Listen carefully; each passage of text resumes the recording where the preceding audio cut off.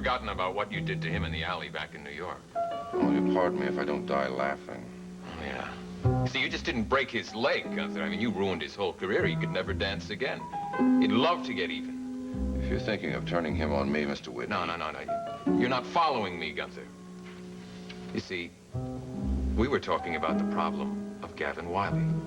Wouldn't this solve it? Well, what about my problem? No, you're misunderstanding me, Gunther.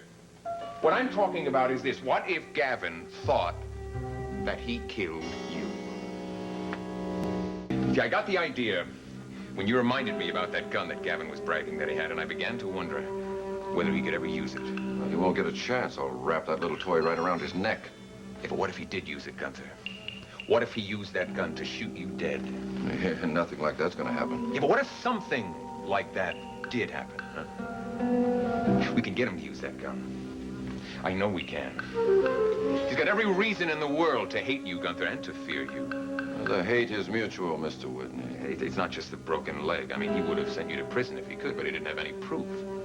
It's also Jody Travis, his little girlfriend. Look, I never laid a hand on her. But not for lack of trying, Gunther. See, he's no longer just her dance teacher. He's her lover. He's crazy about her. That's the reason he threw the drink in your face. Yeah, well, that's one he's going to have to pay for, too. That's right. We can both make him pay. And he can pay you very well. Well, look, getting killed is not my idea of a payoff. No. I'm talking about a joke, Gunther. A practical joke, yes. Very practical. You see, it'll make Gavin Wiley disappear. He'll be gone like last winter's snow, and Jody Travis will be here all by herself. I still don't get it. We stage it, Gunther. We stage the whole thing. Lord, if I can stage a ballet, I can stage a little two-character, one-act play. Oh, I'm listening.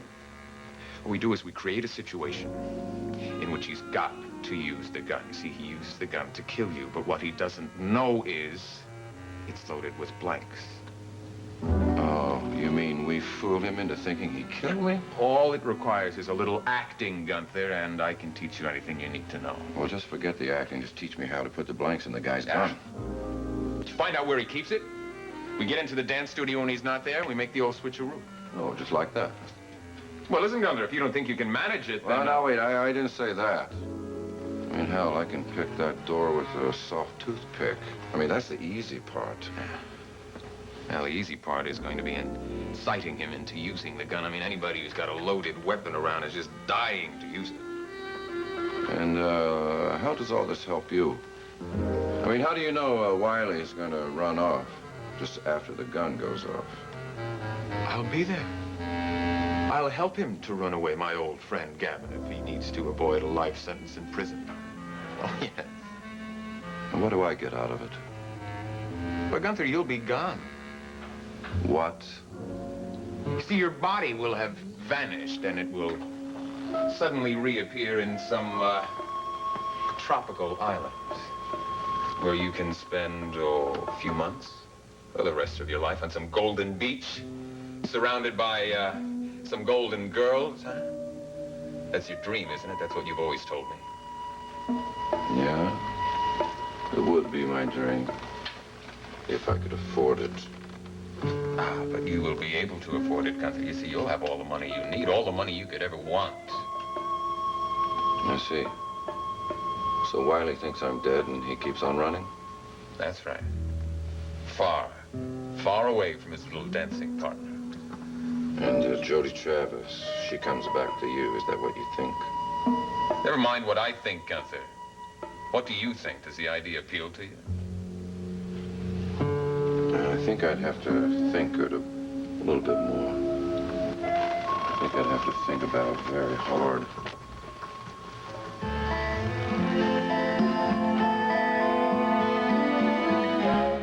Well, you know how I feel about Geraldine. I mean, I adore her, but Raven, you are the mistress of the house. Well, you know how I feel about her. I lived in this house with her for years when I first came to Monticello, and she was wonderful to me.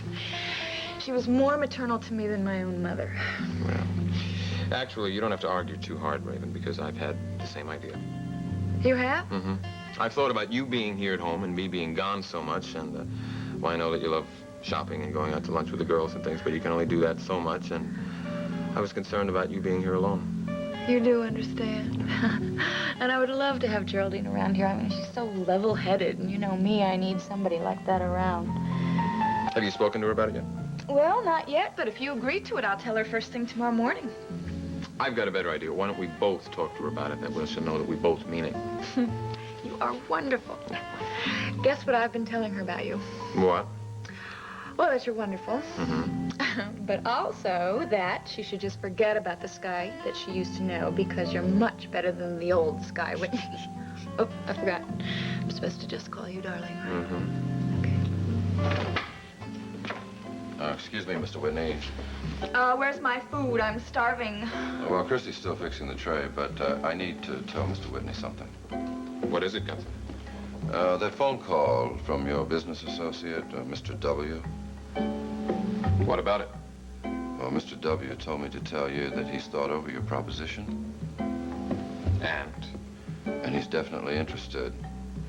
In fact, he says he wants to make a deal for $500,000 in cash. And he wants to know what your answer is. Well, Gunther, you can tell Mr. W. that it's a deal. Yes, sir.